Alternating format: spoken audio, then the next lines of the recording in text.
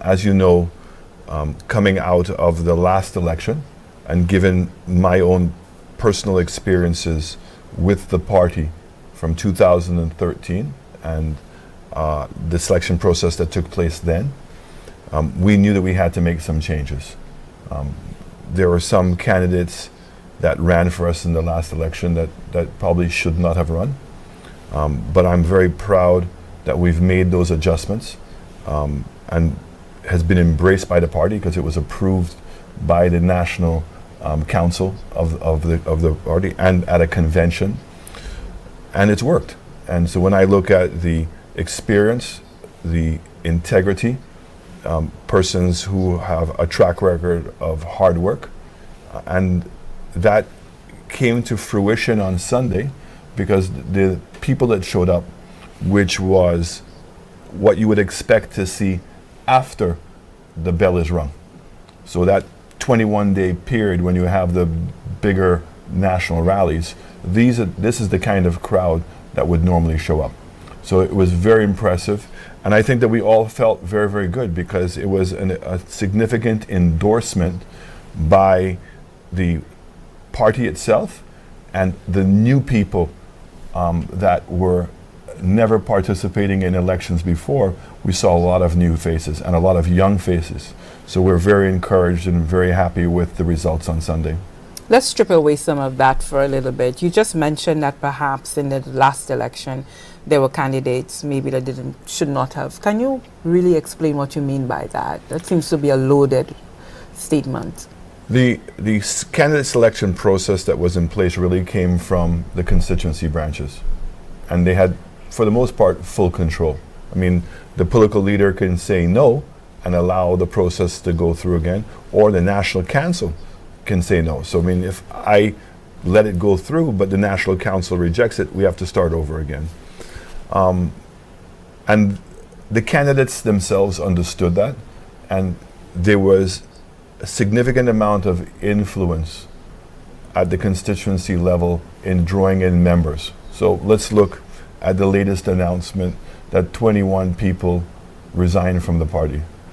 All those persons came from one constituency, Castries South, which was Big Daddy.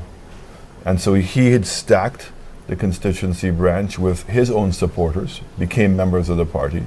And when it came to trying to select a candidate, we ran into a roadblock. And so I personally don't think that Big Daddy should have run in the last election, but he did because of the system. And the constituency branch stood strong with him. We had a choice to make. Do you reject it? And then now it makes it even more difficult for a new candidate to be able to emerge. So the new process, those persons left after the election. Some of them did not renew membership. So of the 21 people that supposedly resigned, 19 of them, their membership with the party had already expired a long time ago. And none of the 21 had participated in helping the party rebuild and to be where we are today. But what I found is that the leadership of the party lied to me over and over and over again. They deceived me over and over and over again. And when I asked them questions about what I was hearing on the street that was different from what they were doing, they lied again. I want to talk about the courage, the wisdom, and the vision of our leadership. And so, ladies and gentlemen, I want to congratulate for a team well picked. I want to congratulate the two deputy political leaders and our next Prime Minister, Alan Chastanet. So please take a bow, Guy, Dominic, and Alan. Stand and take a bow. You all have done a great job in selecting a great team. I was at the location at Coco Palm and I met with leadership. In that meeting was Mr. Chastanet, Mr. Guy Joseph, and Mr. Prudent. Four of us. We sat in the conference room. And Mr. Chastanet did most of the talking, and he talked to me. Mr. Chastanet told me, in summary, because I can't rehash everything and it's not that necessary, but I'll give you the summary of what he said to me. He said to me, I can go to Ancillary if I want to, he cannot tell me not to go. But he wants me to know that Mr. Fede is the candidate. That's before the process started. The party told me there is a process. And before the process started, he told me Mr. Fede is the candidate. In 2025, we should never treat people like that. Apparently, some politicians in St. Lucia are so arrogant that they don't understand that politics is a game of addition and multiplication, not division and subtraction.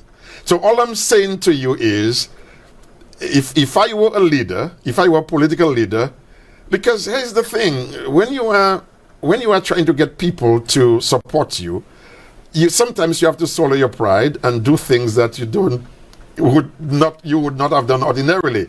You are trying to help people who want to curse you. You put in your own money into stuff and they don't like you. They tell stories about you. They lie on you. So yes, there is that side to it, but I think in 2025 we should respect people.